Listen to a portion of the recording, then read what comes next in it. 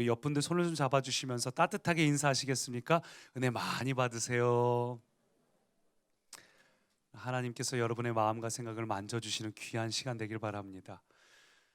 저는 여러분들이 매 주마다 내주시는 목장 주간 리포트를 보면서 여러분 기도 제목을 가지고 같이 기도하고 있습니다. 많은 분들이 여러분 가정과 또 친척과 직장과 여러 가지 기도 제목들을 쭉 작성하시면 제가 같이 기도하고 있는데, 근데 가끔씩은 기도뿐만 아니라 또 꽤 여러분이 기도뿐만 아니라 예배를 드리면서 느낀 것, 깨달은 것, 결단하는 것, 이런 것도 같이 기도해 주시고 기록하고 있는데, 제가 그걸 보면서 제 마음 한구석이 뭉클해지는 순간들이 있습니다. 이번 주간에도 한 성도님이 이런 글을 남겼어요. 하나님, 제가 더 늦기 전에 제 정체성을 알기를 기도했는데 응답해 주셔서 감사합니다. 하나님 나라 상속자로 날마다 승리하는 삶 살도록 인도해 주실 줄 믿습니다. 예전엔 주위 동료들에게 인정받고 싶고 좋은 점수 맞는 보고서를 써야 해서 매일 불안했는데 제 정체성이 하나님의 사람으로 확실해지니 더 이상 불안하지 않습니다. 그저 같이 일하게 된 동료들에게 살아계신 하나님을 저를 통해 나타내시길 소망합니다. 이런 글들을 읽을 때 이만큼 길지는 않더라도 이런 결단과 확신과 하나님 안에서 새롭게 깨닫게 된 것들을 기록하신 글들을 읽을 때 제 마음 한구석이 뭉클해지고 심장 한켠이 찡해지고, 정말 하나님 그와 같은 결단을 주시니 감사합니다. 하나님 감사합니다. 또 저녁 예배 때 오시는 분들 보면 수요일 날 금요일 날 저녁 예배 오실 때 어떤 분들은 식사를 하고 오셨냐 물어보면 안 하셨다는 거예요. 근데 몇 번 반복돼서 나중에 알고 보니까 저녁을 먹고 오면 낮에 고되게 일을 하고 저녁에 식사를 한 채 예배에 들어오면 혹시라도 졸게 될까 봐 예배에 집중하고 싶어서 배가 고픈데 저녁을 먹기를 포기하고 예배 마치고 9시 넘어서 그때 가서 식사를 하신다는 겁니다. 근데 한두 분이 그러는 게 아니에요. 여러분이 그런 걸 보면서 제 마음이 얼마나 뭉클한지 몰라요. 이분들이 이렇게 하나님을 사랑하시는구나. 아직 신앙 믿은 지 얼마 안 되신 분인데 그렇게 하신다는 얘기 들으면서 제 마음이 얼마나 뜨거워졌는지 모릅니다. 여러분, 이처럼 목회자의 기쁨은 자기가 섬기는 그 성도들이 성장하고 자라갈 때 말할 수 없는 기쁨이 있습니다. 여러분도 마찬가지예요. 여러분도 부모 되신 분들은 여러분 자녀가 성장하고 자랄 때 말할 수 없는 기쁨이 있지 않습니까? 야, 내 아이가 이렇게 생각이 성장하고 성숙해졌구나. 모든 부모라면 자녀가 성장하기를 바랍니다. 아이를 키우는 집에 가면 키를 재는 줄자라든지 표시가 돼 있고, 모든 부모라면 자녀들이 신체적으로, 지적으로, 아니면 정서적으로 여러 가지 면에서 성장하기를, 인성이 자라가기를 기대하는 게 부모의 마음입니다. 그래서 오늘 말씀 주제가 성장인데, 제가 재미있는 얘기를 들었어요. 이런 우스갯소리가 있는데 아시는 분도 계실지 모르겠습니다. 서울에 사는 한 부부가 결혼을 해서 아이를 낳았는데 이 아이가 정말 세계적으로 알려지는 위대한 영재가 되라는 뜻으로 아인슈타인 우유를 먹였습니다. 근데 이 아이가 초등학교가 됐는데 좀 외국 가서 좀 공부할 만큼은 아닌 것 같다 싶어서 우유를 서울대 가라는 뜻으로 뭘로 바꿨을까요? 서울 우유로 바꿨습니다.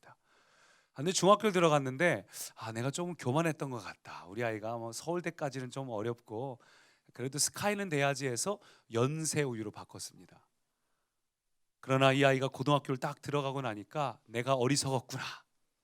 우유를 저지방 우유로 바꿨어요. 저 지방 어디 있는 데라도 좋으니까 제발 학교만 들어가 다오. 공부 좀 해라.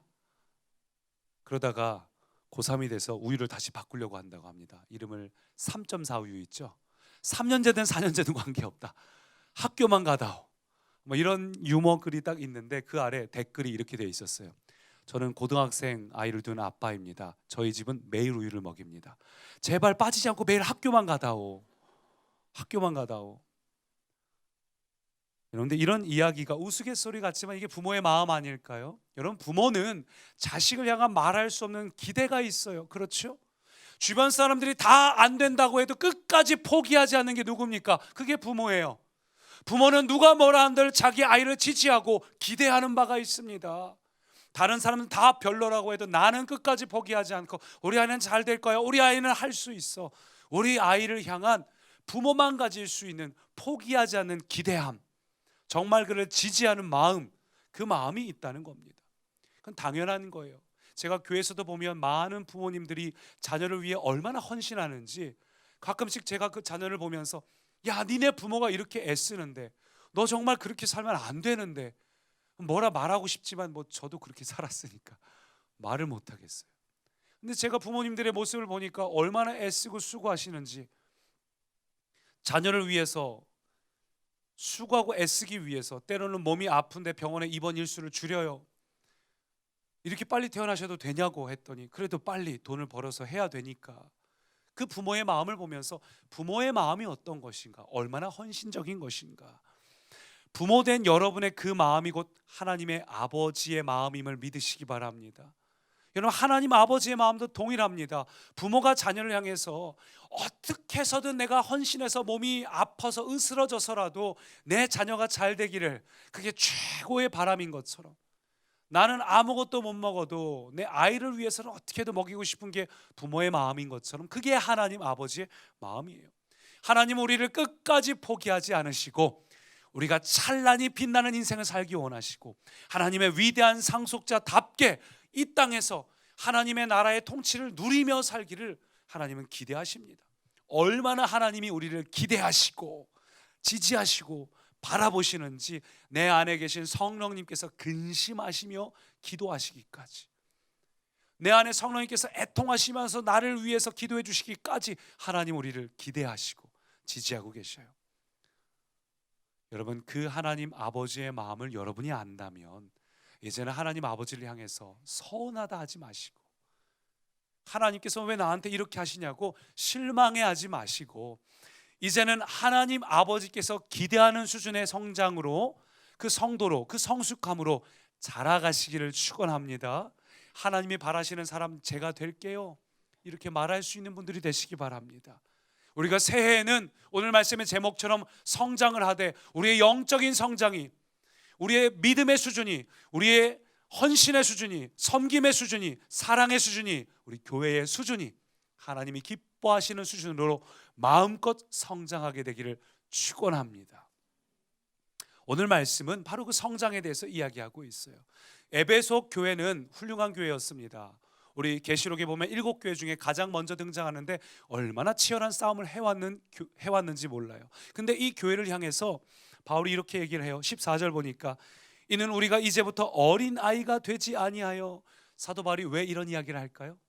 계속 성장, 장성, 성숙, 온전 이런 단어를 에베소 교회에게 한 이유가 뭘까요? 그것은 에베소 교회가 어린아이 같았다는 거죠. 에베소 교회는 역사가 오래됐습니다. 오랫동안 하나님을 믿어왔어요. 그런데도 어린아이 같을 수 있습니다. 여러분, 하나님께서 우리에게 기대하시는 수준은 어떤 수준으로 성장해야 되는가? 어린아이가 아니라 장성한 분량으로 성장하시기 바랍니다. 성장은 반드시 필요합니다. 여러분, 살아있는 모든 것은 성장합니다. 살아있는 모든 것은 반드시 성장하게 돼 있어요. 그러므로 여러분, 영적인 성장과 성숙은 우리에게 반드시 필요한 것이며, 거기에는 결코 방학도, 수료도, 졸업도 없습니다. 우리가 목장 방학을 하지만 여러분의 영적인 성장과 성숙에는 결코 방학이 없어요. 휴가도 없어요. 졸업도 없습니다. 여러분, 계속해서 성장하시기 바랍니다. 그러면 하나님께서 우리에게 기대하시는 성장이 무엇일까? 어린아이 같은 수준이 아니라 어디까지 성장하기를 바라시는가? 13절 보니까 이렇게 말해요. 그리스도의 장성한 분량이 충만한 데까지. 15절은 말합니다. 범사에 그에게까지 자랄지라.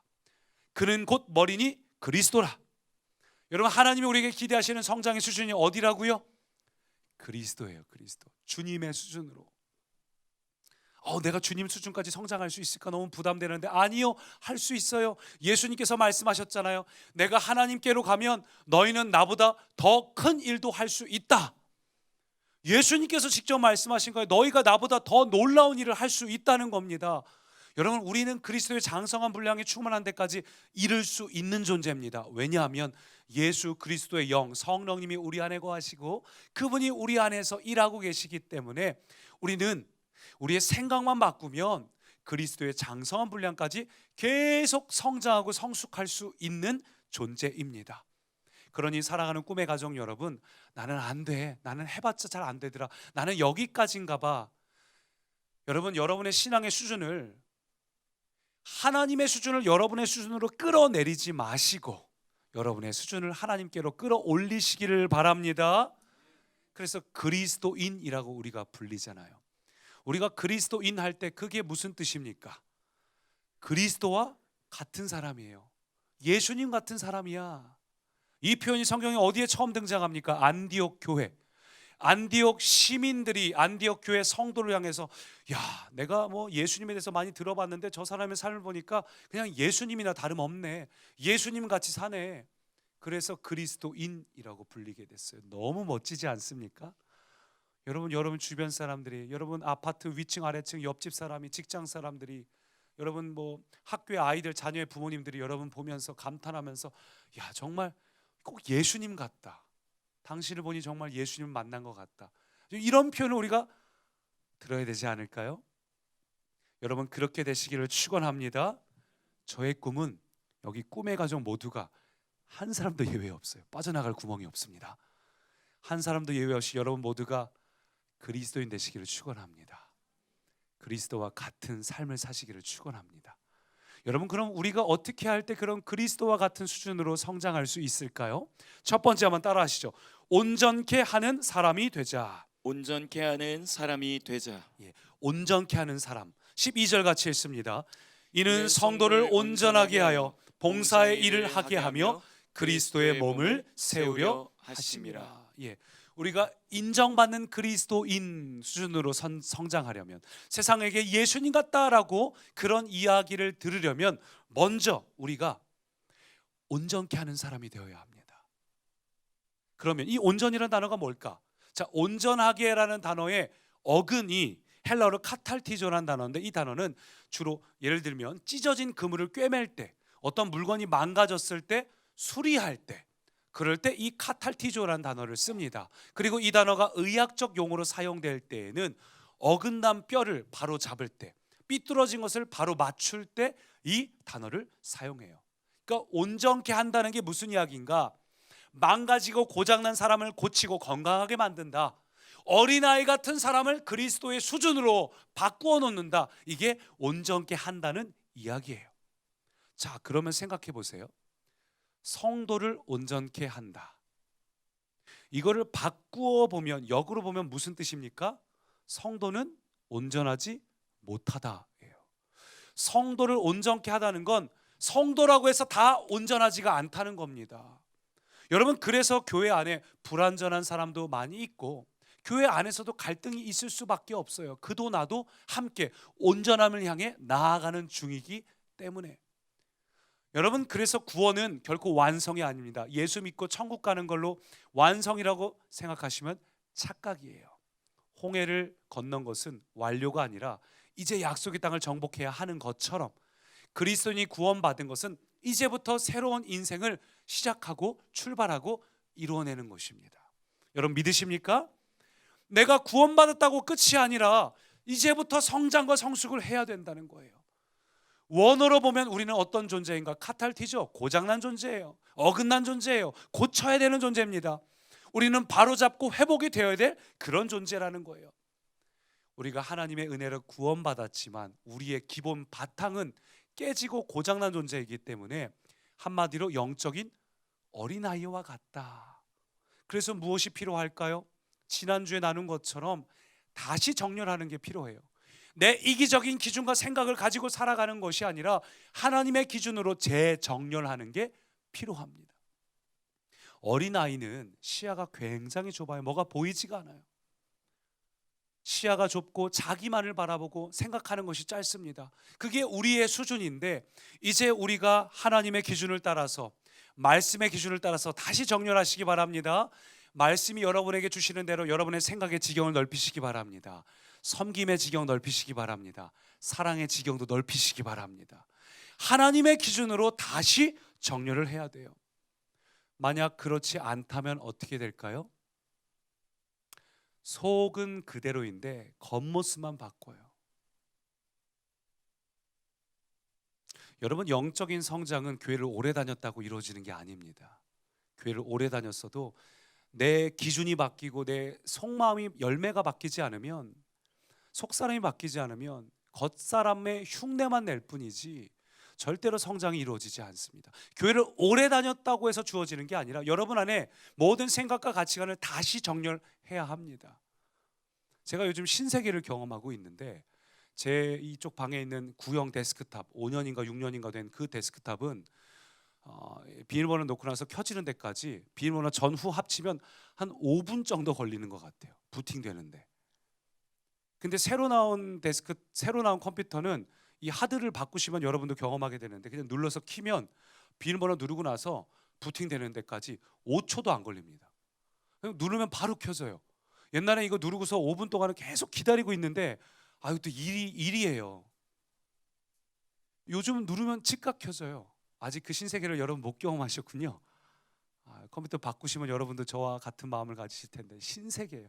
5초 만에. 근데 우리는 우리의 이 속을 바꿀 생각은 하지 않고 겉모습만 바꾸고 있어요. 여전히 우리의 속은 옛 생각과 옛 마음으로 가득합니다.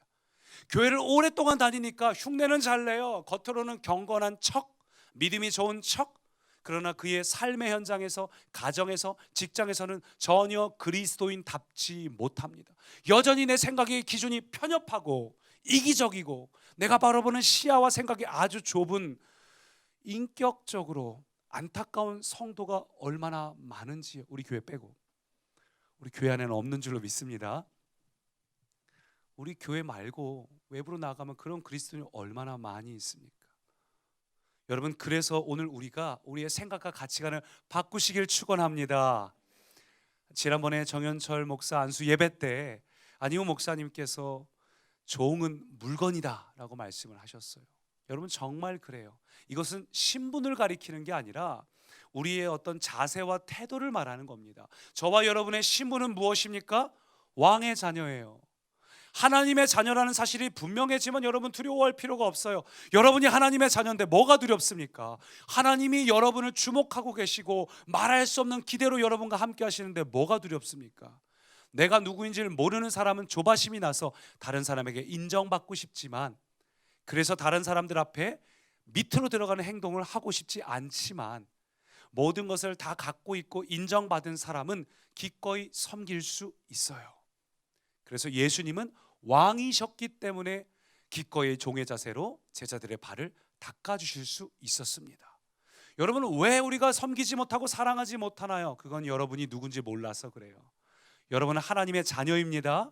하나님의 자녀가 분명하다면 우리의 자세와 태도는 종과 같이 섬길 수 있는 자세와 태도를 기꺼이 보여줄 수 있어요. 그래서 오늘 본문은 우리에게 무엇을 이야기하는가? 새로운 출발이 필요하다는 겁니다. 여러분, 새로운 출발을 하시기 바랍니다. 성도는 어떤 존재인가? 내가 높아지고 내가 잘 되고 하나님 나에게 복 주세요, 나만 바라봐 주세요. 그건 어린아이예요. 그건 어린아이예요. 갓난아이예요. 성도는 어떤 사람인가? 성도는 아까 뭐라고 했죠? 나가 아니라 다른 사람을 온전케 하는 사람입니다. 그가 망가지고 깨지고 부족한 부분을 보면서 쟤는 왜 저래 하고 삐치는 게 아니라 그와 내가 함께 온전케 되기 위해서 그를 섬기고 사랑할 수 있는 사람, 그게 성도예요. 하나님의 자녀된 우리는 더 이상 세상과 부딪히고 다른 이들과 부딪히고 관계가 깨지는 그런 삶을 살지 마십시오. 나에게 잘해주는 사람만 잘해주는 그런 수준, 어린아이 같이 살지 마십시오. 예수님이 그러셨잖아요. 니들에게 잘해주는 사람만 잘해주는 거, 그건 세리도 그와 같이 하지 않냐? 그건 세상 사람들도 그와 같이 해요. 근데 우리는 다른 이를 기꺼이 사랑하고 품을 수가 있습니다. 로마서 5장 보니까 이런 말씀이 있어요. 소망이 우리를 부끄럽게 하지 아니함은 우리에게 주신 성령으로 말미암아 하나님의 사랑이 우리 마음에 부음받음이니. 소망이 있어요. 부끄럽지 않은 소망이 있어요. 그것은 성령님이 우리 가운데 하나님의 사랑을 부음받았다. 저와 여러분이 예수를 믿는다면 누구나 다 성령님이 안에 거하십니다. 그 성령님 안에는 모든 것을 가능하게 할 능력이 있습니다. 나는 저 사람이 나한테 인사도 안 하고 제대로 못하는데 도저히 사랑이 안 돼요. 노력하려고 하지 마세요. 그 사랑을 달라고 구할 필요도 없어요. 이미 그 사랑은 여러분 안에 주어져 있습니다. 성령님께서 여러분 안에 거하시는 하나님 그 능력이 있습니다. 여러분 순종하시면 성령님께서 그 능력을 나타내십니다. 언제까지 나로 살아가는 어린 아이가 아니라 다른 이들을 온전케 할 수 있는 성도의 삶을 사시기를 축원합니다. 성도는 다른 사람을 온전케 하고 살리고 세우고 키우고 그를 지키고 그를 섬기는 그런 사람이 바로 성도입니다. 그게 그리스도인이에요. 진정한 성도는 교회 공동체 안에서도 섬김을 받으려고 하는 사람이 아니라 다른 이를 기꺼이 섬길 줄 아는 사람입니다. 저는 저희 교회 공동체 안에서 나한테 먼저 안 했으니까 나도 안 해, 이런 생각을 전부 버리시고 기꺼이 다른 이들을 섬기시는 꿈의 가족 되기를 소망합니다. 이런 신앙으로 사는 게 하나님이 기대하시는 수준이에요. 어린아이가 아니라 다른 이를 볼 수 있는 수준. 저희 집에 두 아들이 있지만 언제 정도가 되면 우리 큰아들이 좀 동생을 돌아봐 줄 줄 알까, 이 기대가 있거든요. 지금은 자기 자신밖에 안 보여요. 아직 어려서. 좀 더 크면 동생을 챙기고 돌아볼 줄 아는 마음이 생기겠죠. 하나님이 그런 것들을 여러분에게 기대하고 계시는 거예요. 나만 보는 게 아니라 다른 이를 바라볼 줄 알고 온전케 하는 사람. 여러분, 그러면 하나님께서는 왜 우리가 온전케 되기를 원하실까요? 하나님께서는 왜 우리가 다른 사람들을 온전케 하는 자로 성장하고 성숙하시길 원하실까? 우리에게 바라시는 이유가 뭘까? 12절 보니까 이렇게 말해요. 같이 읽습니다. 이는 성도를 온전하게 하여 봉사의 일을 하게 하며 그리스도의 몸을 세우려 하심이라. 예, 아멘. 이 말을 뭐라고 이야기하냐면 봉사의 일을, 다시 말하면 그리스도의 몸된 교회를 세우려 하십니다. 여러분, 우리가 다른 성도를 온전케 하는 것이 곧 그리스도를 세우는 일임을 믿으시기 바랍니다. 지금 예수님께서는 육신으로 이 땅에 거하진 않으세요. 그러나 우리가 교회 안에 있는 다른 공동체를 섬기고 그를 사랑할 때 그것이 곧 예수님께 하는 행동입니다. 내가 그를 위해서 기도하고 중보하고 그를 위해 섬기고 헌신하는 것들, 여러분이 그것이 곧 주님을 위해 하는 일입니다. 우리가 이런 구절을 볼 때 흔히 우리 생각 속으로는 그거는 신앙적으로 성숙한 사람이나 할 수 있는 거지, 그거는 교직원이나 목사님이나 전도사님이나 아니면 목자들이나 이건 좀 믿음이 좀 오래되고 신앙이 오래된 사람이나 할 수 있는 거지. 아니요, 그렇지 않습니다. 11절 12절 보니까 이렇게 말해요. 어떤 사람은 사도로, 어떤 사람은 선지자로, 어떤 사람은 복음 전환자로, 어떤 사람은 목사와 교사로 삼으셨으니 이는 성도를 온전하게 하여 봉사 일을 하게 하며 그리스도의 몸을 세우려 하심이라. 계속 반복되는, 4번이나 반복되는 단어가 뭐예요? 어떤 사람이에요? 어떤 사람. 무슨 얘기입니까? 교회에 속한 자는 어떤 사람이든지, 그가 어떤 사람이든지, 여러분이 어떤 사람이든지, 그가 신앙이 어떻든 간에, 믿음의 수준이 어떻든 간에, 교회 나온 지 얼마가 됐든 간에 어떤 사람이든지 각자 받은 달란트를 가지고 그리스도의 몸을 세워야 한다. 이게 저와 여러분에게 해당되는 말씀입니다. 그래서 제가 전에 수요예배 때 한번 나눈 것처럼 교회는 유람선이 아니라 항공모함이 되어야 합니다. 유람선이 뭐죠? 아직도 어떤 성도들은 교회를 유람선처럼 생각하는 사람들이 있어요. 한 주 동안 내내 내 마음대로 살다가 주일에 교회에 오는 건 그저 힐링하기 위해서 와요. 그리고 티켓 값을 냈으니까 예배, 나를 위해 준비된 근사한 예배를, 엔터테인먼트를 원하는 거죠. 오늘 찬양이 별로네. 아이들 전용, 마치 유람선에 극장에 보내듯이 아이들 딱 맡기고 한 주는 내 마음대로 살다 힐링하러 오는 유람선. 교회는 그런 곳이 아닙니다. 교회는 항공모함이에요. 항공모함. 분명한 목적지가 있고, 항공모함 된 우리는 어떤 삶을 살아야 되는가?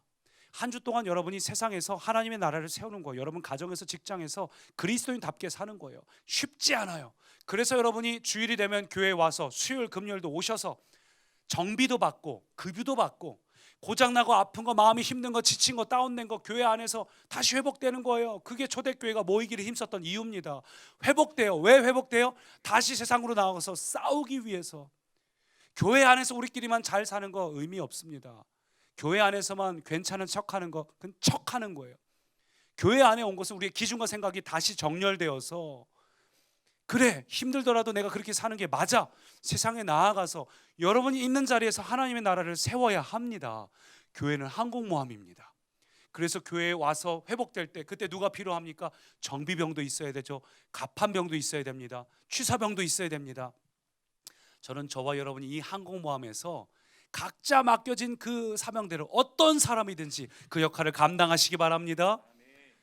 모든 나라마다 항상 걱정하는 게 취업률이죠. 실업률은 높아지고 취업률은 낮아지는데 저는 적어도 우리 교회에서는 취업률 100%, 실직자 0%, 꿈의 교회 백수는 없습니다. 예, 아멘입니까? 여러분께서 하나님께서 여러분에게 맡겨주신 사명이 있어요. 하나님, 제가 뭘 해야 될지 모르겠으니까 눈을 열어주십시오. 구하십시오. 남이 인정하지 않고 알아주지 못한 작은 것이라도 내가 이런 걸 좀 할까? 내가 이게 부족해 보이는데 우리 교회는 이것들이 좀 없는 것 같은데 내가 일 좀 섬길까? 여러분, 그렇게 하나님께서 주어진 모든 일들을 하시길 바랍니다. 그게 교회예요. 교회. 세상 사람들하고 좀 다르죠. 세상에서는 세상적인 가치관을 갖고 있는 사람이 교회를 오면 무슨 생각을 할까요? 자꾸 섬기라고 얘기하니까 불편해져요. 아, 좋아, 섬길 테니까 나에게 좀 근사하고 멋진 역할을 줘. 이래야지. 아, 내가 세상에서 나이가 이만큼이고 세상에서 직위가 이런데 여기 와서 겨우 이런 거 하라고?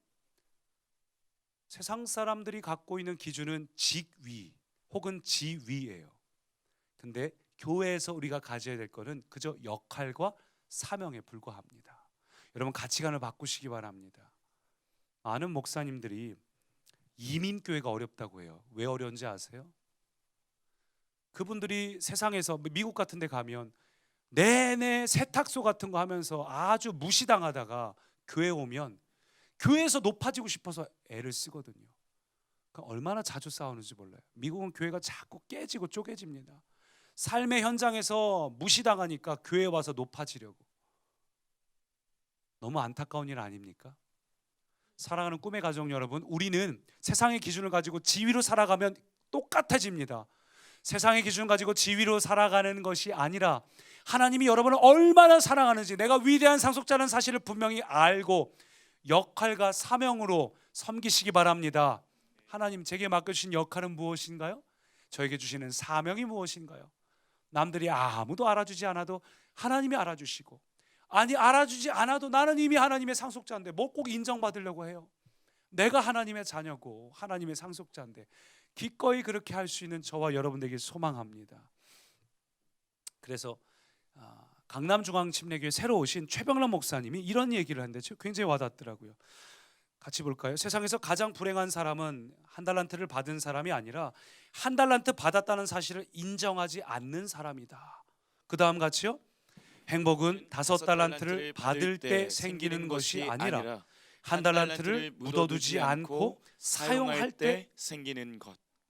정말 그래요. 행복은 달란트를 얼마나 많이 받았냐가 아니에요. 얼마를 받았든 간에 그걸 묻어둘 생각을 하는 게 아니라 사용할 때 하나님은 언제나 갑절로 부어주십니다. 하나님은 언제나 갑절로 부어주길 원하셔요. 준비가 되어 있습니다. 우리가 받을 준비가 안 돼 있어서 그렇지. 하나님 우리에게 주신 달란트가, 은사가, 분야가, 섬김의 역할들이 있습니다. 에베소서 4장 7절은 이렇게 말합니다. 우리 각 사람에게 그리스도 선물의 분량대로 은혜를 주셨으니, 각 사람에게 분량대로 주셨다는 거예요. 내게 주어진 그 분량에 맞춰서 나 이거 갖고 뭘 하라고 하고서 숨겨놓고 묻어두는 게으른 종, 악한 종이 되는 것이 아니라 내게 주어진 작은 거라도 교회를 사랑하고 섬겨서 그리스도의 몸을 세워가는 착하고 충성된 종, 그래서 갑절로 받는 하나님의 종 되기를 소망합니다. 우리가 예배 전에, 찬양 전에 항상 비전과 사명 선언문을 외치지요. 그 꿈의 교회 비전이 뭡니까? 모든 성도는 하나님의 사역자로 섬기는 공동체 되어 하나님의 나라의 실업자는 없습니다. 꿈의 교회 안에 있는 모든 이들이, 그가 어떤 이들이든지 하나님을 아름답게 섬기시기를 바랍니다. 에리 프롬이 이런 얘기를 했어요. 꽃을 사랑한다 말하면서도 물 주는 것을 잊은 사람을 본다면 그가 꽃을 사랑한다고 믿지 못하겠다. 여러분이 정말 하나님을 사랑하신다면 하나님의 시선이 있는 그 자리로 여러분의 손과 발이 가기를 축원합니다. 첫 번째는 온전케 하는 사람이고, 두 번째 한번 따라 하실까요? 온전케 되는 사람이 되자. 온전케 되는 사람이 되자. 온전케 하는 것, 온전케 되는 것. 13절 같이 읽습니다. 우리가 다 하나님의 아들을 믿는 것과 아는 일에 하나가 되어 온전한 사람을 이루어 그리스도의 장성한 분량이 충만한 데까지 이르리니. 12절과 13절에 둘 다 온전이란 단어가 나오는데, 이 온전이란 단어가 원어로 보면 전혀 다른 뜻을 가지고 있어요. 일대지에서 봤던 12절의 온전은 카탈티노, 고쳐서 쓴다, 잘못된 걸, 어그러진 걸 바로잡겠다, 이런 뜻이라면 13절의 온전 텔레이오스는 최고점에 도달하다, 목적지에 도달하다, 이런 뜻의 온전을 갖고 있어요. 다시 말해서 12절의 온전함은 우리가 가야 될 출발점을 이야기해요. 출발점. 오늘 13절이 말하는 온전은 우리가 도착해야 될 목표, 수준, 분량, 우리의 도착지를 이야기하고 있습니다. 방금 읽은 13절의 온전은 뭘 이야기하는가? 내가 생각하는 수준의 온전함을 이루는 것이 아니라 하나님이 원하시는 수준의 온전함을 이루시기를 축원합니다. 하나님이 여러분을 향해서 기대하는 수준은 겨우 이 세상 사람들보다 조금 더 나은 수준이 아니에요. 조금 더 도덕적이고 조금 더 착한 일을 살아가면 세상에서는 칭찬받을지 모르겠지만, 하나님은 아니요. 하나님은 우리에게 더 나은 사람이 아니라 새로운 피조물이라고 말씀하셨습니다. better person이 아니라 new person이 여러분이에요. 조금 더 나았다고 내가 잘하고 있지, 아니요. 여러분의 수준으로 하나님 앞에서 잘하고 있지, 그건 어린아이예요. 하나님의 수준까지 도달하시기를 축원합니다.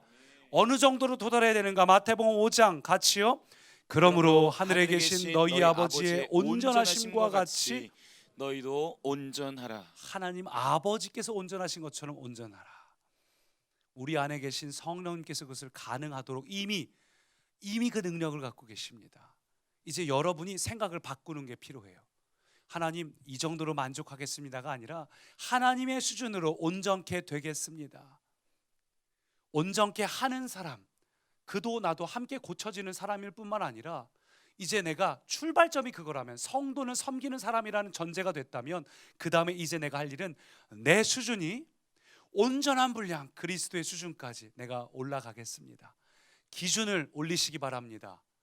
기준을 올려야 수준을 올려요. 그렇다고 해서 아인슈타인 우유를 먹으라는 게 아니라, 기준을 우리가 올리면 여러분의 수준도 올라가게 되어 있습니다. 나의 기준은 세상 사람들하고 비교해서 요만큼이 아니라 하나님의 수준으로 살아내겠다.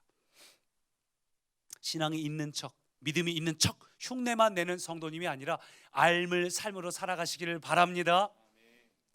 그래서 제가 한 가지 좀 재미있는 얘기를 해드릴게요. 여러분, 진품과, 그러니까 명품과 짝퉁을 구별하는 방법 아세요?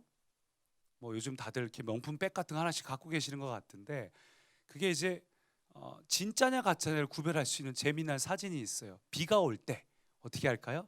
비가 올 때 사진을 보여주시죠. 머리 위에 가방을 쓰면 짝퉁이고, 비 맞을까 봐 옷으로 감싸고 끌어안으면 진짜다 라는 농담이 있어요. 근데 저는 그렇게 생각해요. 우리의 신앙이 진짜인지 가짜인지를 구분하는 건 고난이 오면 알 수 있습니다. 인생의 폭풍과 치면 나는 진짜인 줄 알았는데 내 신앙이 진짜가 아니었구나, 어린아이였구나. 여러분, 진짜 신앙을 소유하시기 바랍니다. 진짜 신앙은, 가짜 신앙은 어떨까? 가짜 신앙은 내 욕심을 위해서 하나님을 이용하는 사람이에요. 근데 진짜 신앙은 어떠한 순간에도, 고난의 순간에도 하나님을 원망하지 않고 하나님을 사랑하고 여전히 변함없이 교회를 섬기는 사람, 그게 진짜 신앙이에요. 많은 이들이 예수님을 필요로 합니다. 근데 예수님을 필요로 해서는 진짜 신앙으로 도달할 수 없어요. 예수님을 필요로 하는 것은 다른 세상 종교도 마찬가지죠. 나도 신이 필요합니다. 근데 진짜 신앙은 어디서 출발하는지 아세요? 예수님이 필요로 한 게 아니라 예수님으로 충분합니다. 그 고백이 나올 때, 그때 진짜 신앙이 시작되는 거예요. 시작이 되는 거예요. 여러분, 인생에 예수님이 필요합니다 정도로 머물지 마세요. 그건 세상 종교도 할 수 있어요. 그건 어린아이 같은 거예요. 갓난아이 같은 거예요. 예수님이 필요합니다가 아니라 예수님으로 충분합니다. 비가 내리든 뭘 하든 나는 어떤 순간에도 변함없이 주님을 사랑하고 주님의 몸된 교회를 사랑합니다. 그런 진짜 신앙으로 나아가시기를 소망합니다. 그러면 어린아이 신앙과 성숙한 신앙의 결정적인 차이가 뭘까? 고린도전서는 이렇게 말해요. 내가 어렸을 때는 말하는 게 어린아이 같고 깨닫는 게 어린아이 같고 생각하는 게 어린아이 같다가 장성한 사람이 돼서는 어린아이의 일을 버렸노라. 13절 같이요. 그런즉 믿음, 소망, 사랑 이 세 가지는 항상 있을 것인데 그 중에 제일은 사랑이라. 어린아이와 어른의 차이가 사랑이라는 거예요. 오늘 본문 에베소서 4장도 이렇게 말했습니다. 15절부터 같이요. 오직 사랑 안에서 참된 것을 하여 범사에 그에게까지 잘할지라. 그는 머리니 곧 그리스도라. 사랑 안에서 스스로 세우느니라. 사랑 안에서 범사에 그에게까지 잘한다는 거예요. 사랑 안에서 스스로 세워진다는 겁니다. 사랑이 어린아이와 장성한 것을 구분하는 차이예요. 사랑이 있느냐 없느냐. 오늘 아침에 저희 두 아들이 양말을 가지고 싸웠습니다. 둘째 아들이 삐쳐서 울고 있어서 왜 그런가 했더니 형아의 양말이 자기도 신을 수 있는 양말인 줄 알았는데 오로지 형아만을 위한 양말이라는 말에 마음이 삐친 거예요. 그러면서 아빠가 그 순간 자기 편을 안 들어주고 그 양말은 형아 거지라고 하는 바람에 실족하고 시험에 들었습니다. 그래서 우는 거예요. 이 어린아이는 정말 시야가 좁아가지고 자기가 생각하는 대로 판단합니다. 여러분 제가 그런 아빠 같아 보이세요? 반응이 영. 제가 저희 아이를 정말 사랑하는데 왜 그걸 몰라볼까요? 왜 몰라줄까요? 답답하기도 해요, 때로는. 여러분, 우리가 하나님을 향해서 그런 거 아닐까요? 우리가 정말 하나님을 제대로 알면, 하나님이 우리를 얼마나 사랑하시는지를 알면 우리가 그런 소리 안 할 텐데, 하나님이 우리를 얼마나 사랑하시는지를 몰라서 하나님을 오해하고 하나님께 서운해하고 시험 들고. 여러분, 하나님이 어떤 분입니까? 하나님 우리를 치시고 우리 어려우라고 막 환난을 주시고 고난을 주시고. 하나님을 오해하지 마세요. 그러나 하나님, 우리가 어떤 어려움이나 아픔이 인생 살다 보면 경험하는 그런 것들, 그 문제도 하나님은 합력해서 선을 만드시는 최고의 하나님임을 믿으시기 바랍니다. 하나님은 사랑의 하나님이잖아요. 그 하나님의 사랑이 어린아이와 어른의 차이를 만들어요. 그래서 종교개혁자 마틴 루터가 성경의 심장이다, 복음의 진수다 했던 구절이 요한복음 3장 16절입니다. 다 외우셨죠? 이 구절이 저는 성경의 심장일 뿐만 아니라 하나님의 심장이라는 생각이 들어요. 여러분, 하나님께서 우리를 얼마나 사랑하시는지 자기의 심장이나 다름없는 자기의 전부인 예수 그리스도를 우리를 위하여 주시지 않았습니까? 그게 하나님 아버지의 마음이라는 거예요. 모든 부모라면 자기 자식을 위해서라면 자기 자식이 아프고 괴로워할 때 자기 심장이라도 꺼내줄 수 있잖아요. 그게 부모의 마음이지 않습니까? 여러분, 예수 그리스도는 하나님 아버지의 심장과 같아요. 하나님은 당신의 심장을 주시기까지, 자기의 모든 걸 주시기까지 우리를 사랑하셨습니다. 이 사랑을 아는 자는 양말 안 준다고 삐치지 않아요. 여러분, 우리가 이 사랑을 아시기 바랍니다.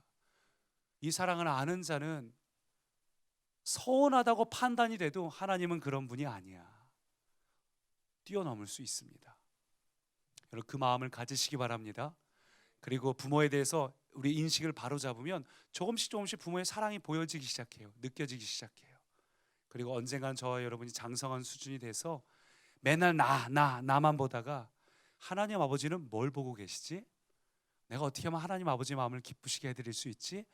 장성한 분량까지 가시기를 바랍니다. 여러분, 그래서 진정한 변화는 어떻게 오는가? 하나님의 사랑을 알 때 오는 거예요. 진짜 성숙과 성장은 내가 먼저 하나님의 사랑을 충만하게 누리고 경험해야 됩니다. 하나님이 나를 사랑하시고 계시는데, 하나님, 내가 그 사랑을 더욱더 충만히 누리고 싶습니다. 경험하기 원합니다. 내 안에 계신 하나님께 집중하시기 바랍니다. 하나님을 바라보고 그 하나님의 사랑을 내가 누릴 때 억지로 사랑하는 게 아니라 내 안에서 하나님의 생수가, 사랑이 솟아나기 시작을 해서 흘러 넘쳐서 사랑을 전하시기 바랍니다. 하나님, 내가 그 하나님의 사랑을 더 많이 누리고 싶습니다. 하나님께 주목하는 인생을 살아야 될 이유가 거기 있어요. 늘 하나님과 동행해야 되고 깨어서 하나님과 늘 함께 하루를 살아갈 이유가 거기 있어요. 그렇게 할 때 우리 안에서 하나님의 기쁨이, 생명력이, 생수가, 사랑이, 여러 문제를 이길 수 있는 담대함이, 평강이 솟아나기 시작합니다. 그럴 때 우리는 세상을 이기는 위대한 상속자가 됩니다. 그래서 진짜 성공이 뭘까요? 진짜 성공은 내가 원하는 것을 이루는 데 있지 않아요. 하나님의 사랑 안에 거하는 것이 진짜 성공입니다. 진짜 성공은 내가 하나님을 뜨겁게 사랑하는 게 진짜 성공이에요. 여러분, 그 진짜 성공까지 이루시길 바랍니다. 하나님의 사랑을 내가 알고 그래서 나도 하나님을 뜨겁게 사랑하는 사람이 진짜 성공한 사람이에요. 그래서 여러분, 한 번 정도는 먹어보셨을 본죽 대표인 최복이 회장님이 이분이 정말 신앙이 좋으시더라고요. 근데 그분이 이렇게 얘기를 했어요. 성도가 그리스도를 떠나는 것 외에는 어떠한 실패도 없다. 믿으십니까? 성도가 그리스도를 떠나는 것 외에는 어떤 실패도 없습니다. 여러분, 하나님의 자녀이기 때문에. 그래서 이분이 그런 얘기를 하는 거예요. 내 인생의 그 증거라는 거예요. 나 인생 엉망진창으로 맨날 실패자로 살았다. 허구한 날 인생을 죽쓰다 보니까 죽을 써야겠구나. 그래서 본죽을 지었다는 거예요. 정말 놀랍지 않습니까? 인생을 죽쓰면서 마음이 가난해지니까 하나님을 바라보게 되고, 하나님께서 자신의 실패를 통해 하나님을 드러내시겠다는, 하나님의 변화를 일으키고 있다는, 본죽이 그걸 통해서 사회에 환원하는 게 굉장히 많더라고요. 깜짝 놀랐어요. 착한 기업이더라고요. 여러분, 하나님은 어떤 분입니까? 우리가 인생 살면서 우리의 연약함 때문에 인생을 죽쓰는 일이 생길지도 모르겠어요. 근데 하나님은 그런 연약함도 반드시 합력해서 선을 이루시는 하나님입니다. 하나님을 의심하지 마시고, 하나님이 이미 여러분 사랑하고 계셔요. 그걸 좀 깨달으시기 바랍니다. 이미 예수님을 여러분에게 주시기까지, 당신의 심장을 뽑아주시기까지 하나님은 여러분을 사랑하십니다. 그걸 아직 깨닫지 못하셨다면 하나님 더 많이 깨닫게 해주십시오. 그리고 깨닫지 못해도 믿으십시오. 두려워하지 마십시오. 여러분은 하나님의 자녀입니다. 누가 뭐래도 하나님 자녀입니다. 하나님의 위대한 상속자입니다. 그 마음으로 살아갈 때 인생이 때로 힘들고 고달픈 그리스도인답게 살아가는 것이 어렵다 할지라도 내 안에 하나님의 사랑이 솟아나면 억지로 내 감정을 누르고 버티는 것이 아니라 솟아나는 사랑으로서 기꺼이 흘려보내시기를 바랍니다. 내 것만 구하는 어린아이처럼 징징거리는 것이 아니라 하나님의 기쁨이 되고 장성한 분량이 될 때, 아까 14절에 있었던 것처럼 사람의 속임수나 아니면 간사한 유혹이나 온갖 교훈에 밀려서 요동하는 것이 아니라 저와 여러분은 견고한 반석과 같이 다른 이들이 여러분을 보면서 참 그는 예수님을 닮은 분이구나, 그리스도인이구나, 그에겐 정말 남들과 다른 것이 있구나, 신앙의 롤 모델이 되시기 바랍니다. 혹시 부담되시나요? 내가 과연 주님처럼 그 온전한 분량에 이를 수 있을까? 할 수 있어요. 존 맥스웰이 이렇게 말했습니다. 아직 원하는 곳에 도달하지 못했더라도, 되고자 하는 사람이 되지 못했더라도 계속 걸어가는 법만은 잊지 말라. 저는 비슷한 얘기를 강균성 씨를 통해서 들었는데, 목표를 정해놓고 가는 사람은 때로는 가다가 넘어질 수도 있어요.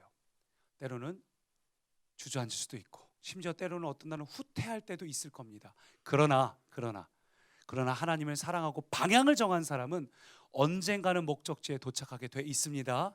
저와 여러분 반드시 목적지에 도착하게 돼 있습니다. 그러니 여러분, 벌써 연말이고 이제 수요일이면 성탄절이 다가오는데, 이번 성탄절 나만 바라보면서 어떻게 하면 우리 가족 행복한 성탄절 보낼까, 케이크를 주문했니만이 이런 생각을 갖고 있는 사람이 아니라, 하나님 나를 얼마나 사랑하시는지 나에게 당신의 심장을 주신 이 성탄절, 그 하나님의 사랑을 깊이 깨닫고 나도 하나님을 마음껏 사랑하는, 고백하고 표현하고 찬양으로 올려드리는 경배하는 성탄절 되게 해주십시오. 결단하시기 바랍니다. 내년을 보면서도 내년에 하나님 어떤 축복 주실 거예요? 이런 걸 묻는 것이 아니라, 하나님 내년에는 제가 어떻게 더 하나님을 섬길까요? 내년에는 제가 얼마나 더 하나님을 사랑하는 자가 될까요? 하나님 더 많이 사랑하고 싶어요. 올해보다 내년에는 하나님 더 많이 사랑하고 하나님을 더 많이 기뻐하는 그런 사람 되고 싶습니다. 그런 고백이 저와 여러분 가운데 터져나기를 소망합니다. 그렇게 할 때 저와 여러분이 하나님이 기뻐하시는, 다른 이들을 온전케 하는 성도의 삶을 살고 나 역시 온전케 되는 그리스도인으로 성장하시기를 축원합니다.